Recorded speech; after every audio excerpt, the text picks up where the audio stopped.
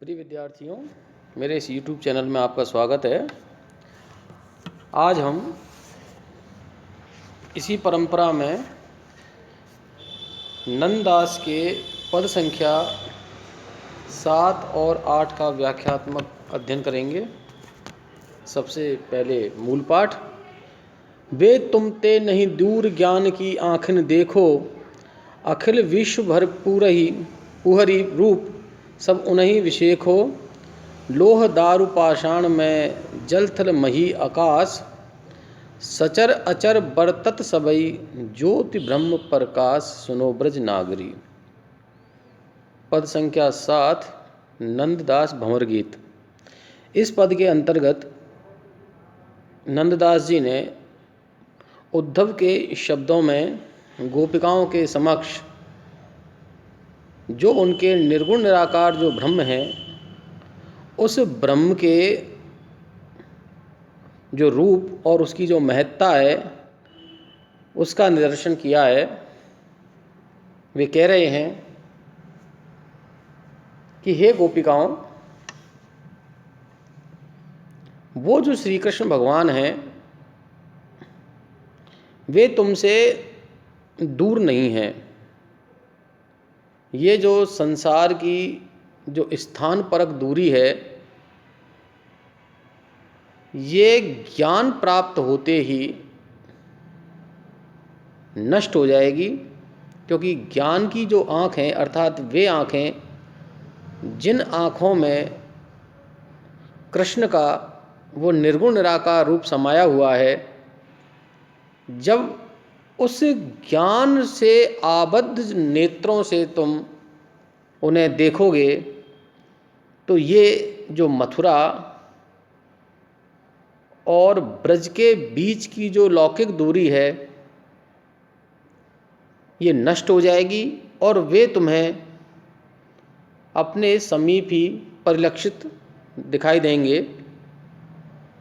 अखिल विश्व भर पूररी रूप, जो पूरा समस्त संसार है, ये संपूर्ण संसार उन्हीं के रूप को रूपायित करता है। इस पूरे संसार में उन्हीं का ही रूप समाहित है। सब उन्हीं विषेक हो, सभी में विशिष्ट रूप से उन्हीं का जो रूप है वो दिखाई देता है। इसलिए ये मत समझो कि वो तुमसे दूर हैं। लोह लोहा, दारू लकड़ी, पाषाण पत्थर, जल स्थल, धरती और आकाश, सभी जगह पर उनका वास है और वो पूरे संसार में निवास करते हैं। कोई एक विशेष स्थान पर उनका कोई निवास नहीं है। सचर अचर बरतत सबई, सजीव निर्जीव चलायमान निश्चल सभी प्रकार की वस्तुओं में वो जो ईश्वर है, जो निर्गुण निराकार ब्रह्म है, वह ज्योति रूप में, ज्योत्सना रूप में, प्रकाशित रूप में परिलक्षित होता है।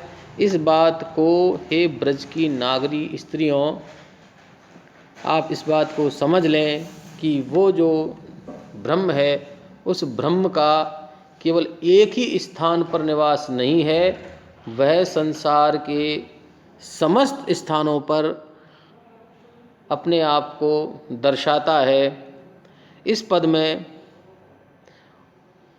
नंददास जी ने उद्धव जी के माध्यम से उस निर्गुण निराकार ब्रह्म के सर्वरूप होने की बात बताई है और ये बताया है कि जो निर्गुण ब्रह्म है ज्ञानगम्य है।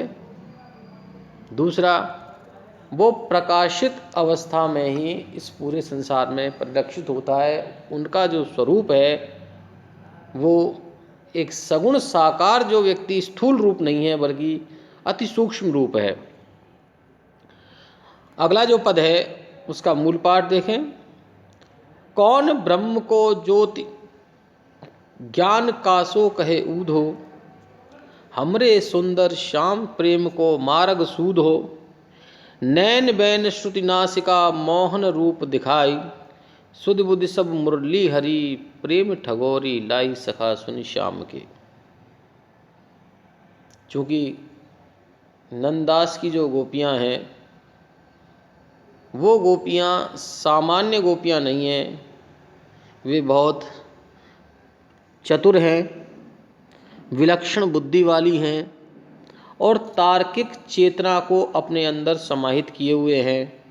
इसलिए किसी भी जो बात है उस बात को सहर्ष और सहज रूप में स्वीकार नहीं करती, बल्कि उस पर एक चर्चा करती हैं, तर्क रखती हैं और तर्कों द्वारा सिद्ध हो जाने पर ही किसी बात को मानने के लिए वो तैयार होती हैं।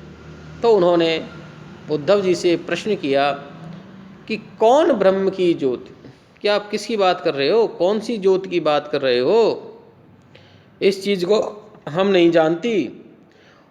क्या तो ब्रह्म की ज्योति होती है और ज्ञान कासो कहें उदो, और जिस ज्ञान की आप बात कर रहे हैं, जिस ब्रह्म ज्ञान की आप बात कर रहे हैं, वो आखिर है क्या, हम नहीं जानते। क्यों नहीं जानते? कि हमरे सुंदर श्याम, हमारे लिए तो सबसे सुंदर हमारे कृष्ण हैं, जिन्होंने हमारे मन को मोह लिया है और हम उनके प्रेम में अनुरक्त हैं। और हमारे लिए ये जो आपने जो ज्ञान मार्ग बताया है ये बड़ा कठिन है, और हमारा जो प्रेम का मार्ग है उनको प्राप्त करने का वो बड़ा ही सहज है। तो प्रेम को मार्ग सूदो, क्योंकि उनको प्राप्त करने का जो प्रेम मार्ग है वो अतिशय सीधा है, उसमें कहीं टेढ़ापन नहीं है, उसमें कहीं कठिनता नहीं है। नैन बैन श्रुति नासिका मोहन रूप दिखाई। हमारे मोहन जो श्री कृष्ण भगवान हैं उनके स्वरूप में नेत्र भी हैं, वचन भी हैं, कान भी हैं, मुख भी है, नासिका भी है, अर्थात वो स्थूल रूप में हमारे समक्ष उपस्थित होते थे। हम उनको देखते हैं, हम उनको महसूस कर सकते हैं। और सुधि बुद्धि सब मुरली हरि, और जब वो अपने प्रेम की तान को अपनी मुरली पर स्वर देते थे तो हमारी सारी सुध बुध हम भूल जाते थे, हमें ये भी याद नहीं रहता था कि हम क्या हैं और कहाँ हैं। तो इस बात को आप सुनिए हे सखा सुनी श्याम के, कि हमारे जो परम ब्रह्म हैं, वो जो ईश्वर हैं, वो जो कृष्ण हैं, जिनको हम प्रेम करती हैं, हमारे लिए तो वही महत्वपूर्ण हैं। आपका ये जो ज्ञान है, ये जो ब्रह्म ज्ञान है, ये हमारे लिए कोई महत्व नहीं रखता है, क्योंकि सहज गम्यता उस ज्ञान में नहीं है। जबकि प्रेम सहज है, उसको प्राप्त किया जा सकता है, महसूस किया जा सकता है। इसलिए प्रेम की ज्ञान पर विजय को यहाँ नंददास जी ने उद्धव और गोपिकाओं के संदर्भ से स्पष्ट किया है। और ये जो प्रसंग है, ये प्रसंग अपने आप में एक विशिष्ट महत्व रखता है। धन्यवाद।